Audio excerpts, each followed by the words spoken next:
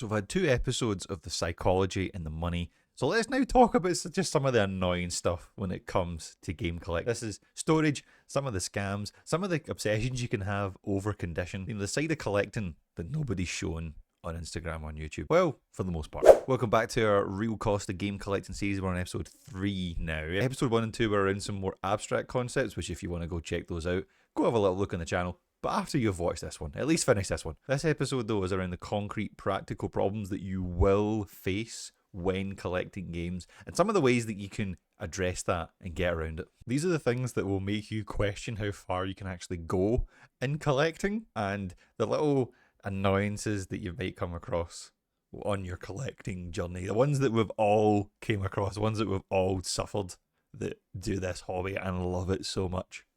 It isn't philosophical, okay? It's just a little bit frustrating, some of these things. This is the sort of unglamorous side, but someone needs to speak about it, and so I thought, why not sit down today and have a chat about it? So the first thing we're going to speak about today is condition standards, and this is one of the harsh realities, the harsh truths that you have to face in game collecting, is the collecting standards will haunt you. So when you start collecting, you might be in a situation where you're like, oh, do you know what? Any collection standard is fine.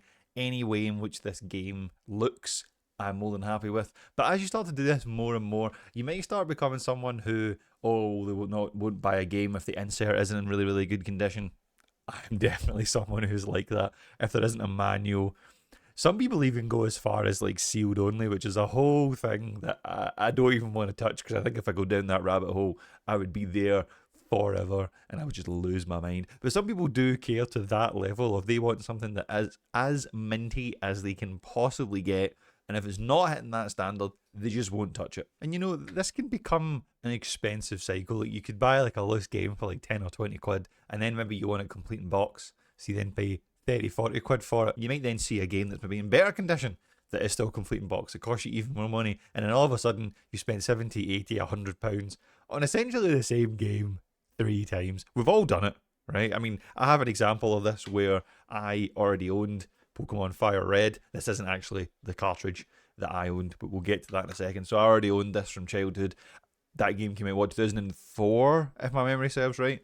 Great game. Probably one of the best games in terms of how Pokemon's looked ever. Just the sprites and the graphics just absolutely spot on. I would have owned the box for this, okay? But no one really kept them at a small age. I think we just kind of saw the box, just kind of ripped it into bits and just wanted to get stuck in and played the game. But recently, I have been trying to collect all of the Pokemon games. This is something that we're going to speak about on the channel, no doubt, at some point, about the journey around getting one of every gen and then going from there. So at some point I knew I was going to want another copy of this game. Now, the cartridge at that time in box might have cost like 30 or 40 quid when the game came out.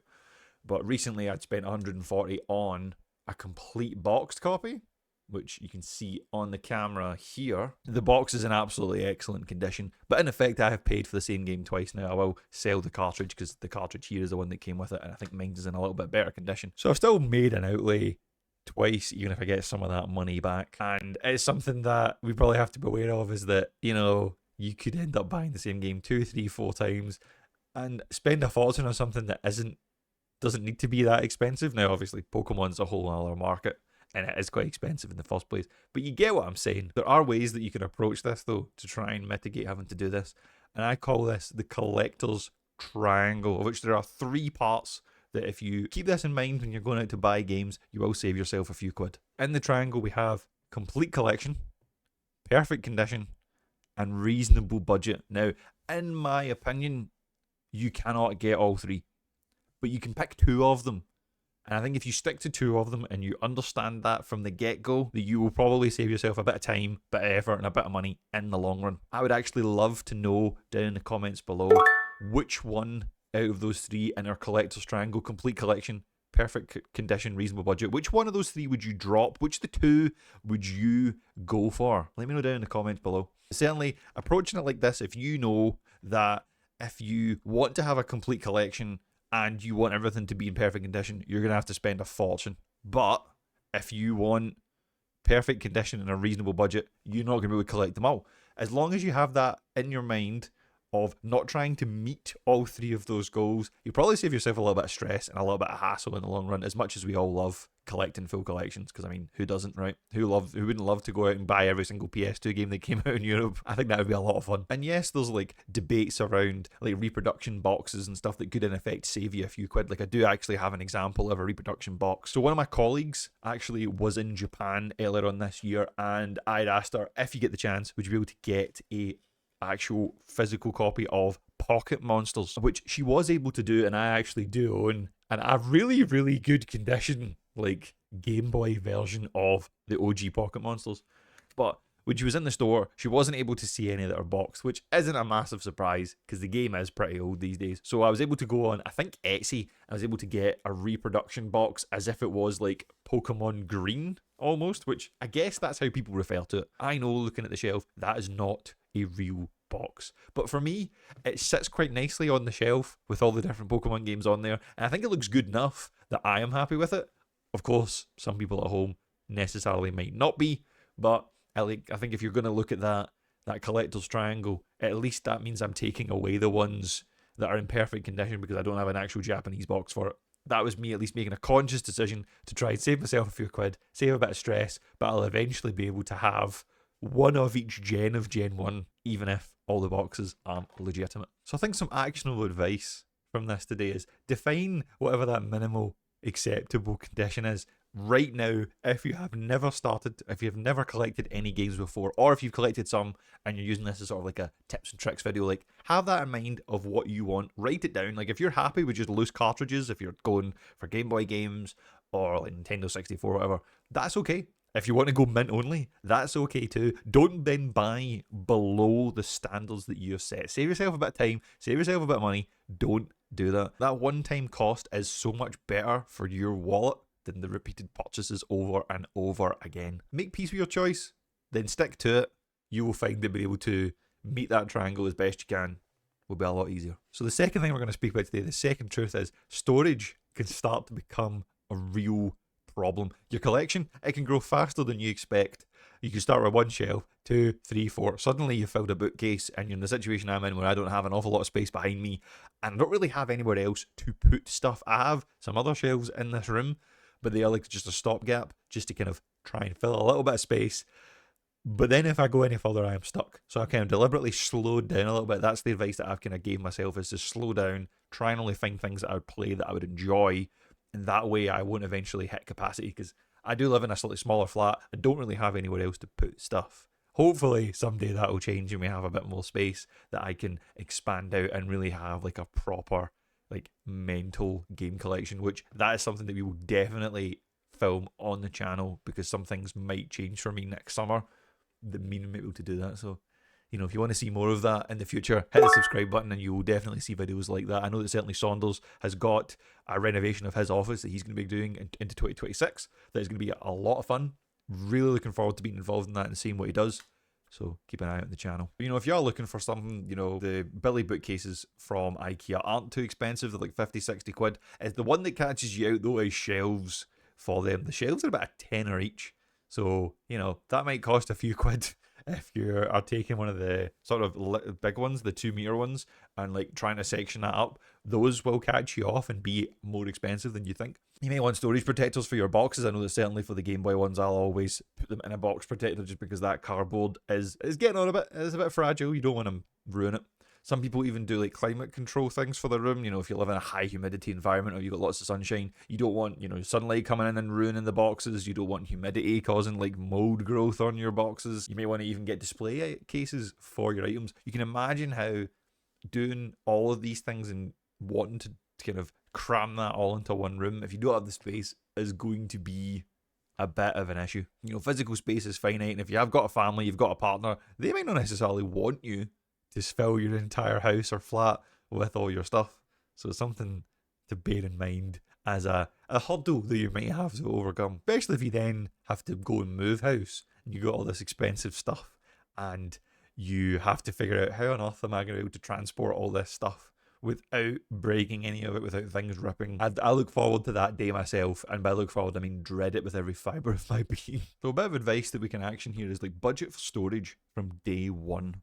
As a really, really easy thing that you can do to make your life a little bit easier. Like set a physical limit. You know, when I run out of space on these shelves, I'm going to have to stop, think about how to downsize the collection, have the space conversation if you've got a partner or your family. Have that early so they don't get sprung upon them if things start spilling out from your room. Be honest about the space you need. Heck, if you're one of those people who's like a super mega collector, I mean, if you need a storage unit, then, well, you might have to consider one. And controversially, sometimes getting games digitally might actually be easier, but that's something that is probably a whole other video on its own, difference between physical and digital collecting. You know, let me know down in the comments if you want to have a chat about that at some point, because that's definitely a little bonus video that we could sneak in. And the third truth that we have to speak about today is that you will get scammed eventually. Everyone gets burned at some point in this hobby. And it's not necessarily about you being stupid. You know, like, scams are getting more and more sophisticated in 2025, moving into 2026. And even experts can get caught. Sometimes, like, a good example would be if you've seen Retro Ghetto, you know, shout out to him. He got stung on a copy of Castlevania for the PS1. Now, that is a guy who has been around the block. He is not stupid by any means. But even he got stung by it. Now, the buyer that he had dealt with was able to at least give him a refund. You should definitely go find that video and check it out.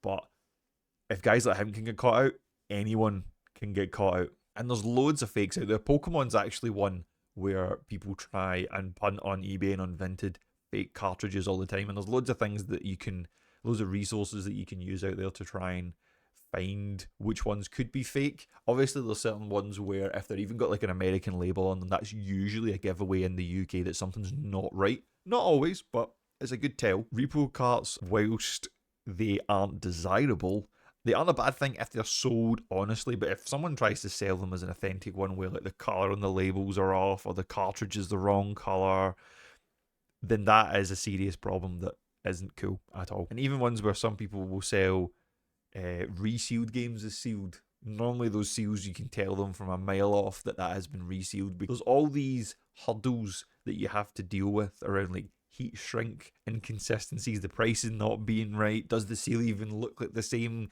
type of plastic that they would use, can be a bit of a minefield. And there's a checklist for all of these things that you can go through in your head that would give you a better indication if you are going to be scammed. Like, does the price seem too good to be true? That is an immediate red flag. If you see a copy of Pokemon Platinum on DS for 25 quid, you are being scammed. Full stop. End of discussion. If the seller has like little or no feedback, are the photos a bit blurry? Are they even stock photos that you could go reverse image search on Google? Something's probably fishy there at the least. If they don't know much about games, they're just selling them for a relative, or they're trying to pressure you into buying them quickly. These are all tactics that scammers will use to try and get you out of your hard-earned cash and give it to them. Don't be fooled and don't fall into that trap. And you know, if you do get scammed, don't feel stupid. Don't feel daft. It happens to literally everyone. You just need to do your research beforehand, use payment protection through PayPal, you know, check the seller out thoroughly if you can. And if something feels wrong, just trust your gut and just walk away.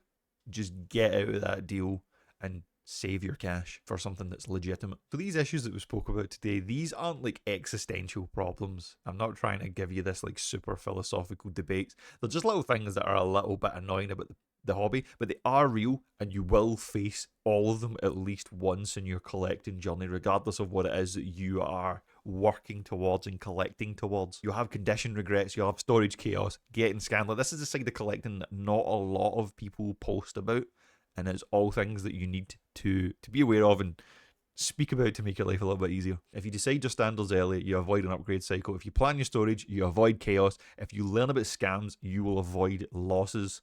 All of these practical problems need practical thinking, but thinking about them all will save you money and stress in the long run. Being prepared doesn't necessarily equal being paranoid, and the best collectors are careful. They're not lucky, and just because these are unglamorous doesn't mean that they aren't important. So we're 3 episodes down. We are 3 to go. Next time out, we've got the existential question that I cannot wait to dig into with you guys, which is, am I a gamer anymore? Or am I just a collector? The differences between playing versus collecting, the obsession with getting all the games, what nobody understands, that's what we're going to chat about in 2 weeks' time. But let me know down in the comments, what's your worst collecting disaster? Like, have you been scammed? Share your story to go and help others out there. I would love to read them, and I'd love to share them on the channel. And don't forget, if you like the video, press the subscribe button. All of these things help out the channel. I really appreciate you spending your time with me. This is a little bit of a divergence, this series, from what we do normally. Regularly scheduled program will be back next week, and we'll come out with episode 3 in 2 weeks' time. But take care, folks. Enjoy your games, and we'll catch you all in the next one.